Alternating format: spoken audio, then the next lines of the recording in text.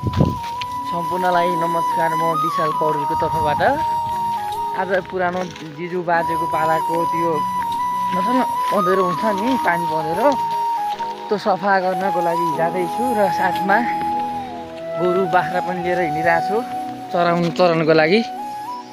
यी पाठाहरू नि यही छन् माउ। र अब कस्तो छ, पुरानो धेरै भयो नहेरेको, 1 वर्षै भइसक्यो होला। धेरै फोहोरो बेसरी छ, झाडी उम्रेर बेसरी भयो होला। सल्लाहको म सफा गर्छु र पँधेरो पनि छैन, पँधेरो हाल्छु। अनि हेर्दै गर्नु होला अन्तिमसम्म भिडियो, मनोरञ्जन लिनु होला गाउँघरको यादहरू। म बिस्तारै बिस्तारै अब आइपुग्न लाएँ। पुरै जङ्गल छ। यी गोरु बाख्रा यति पनि धेरै छैनन्। म जाँदैछु, म गएपछि फेरि भिडियो हाल्नेछु।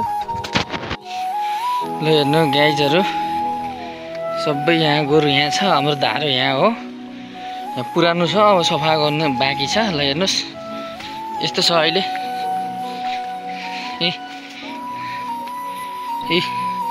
सबै फाड्नुपर्छ।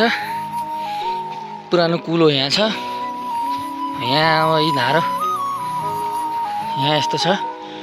हेर्दै गर्नु होला भिडियो।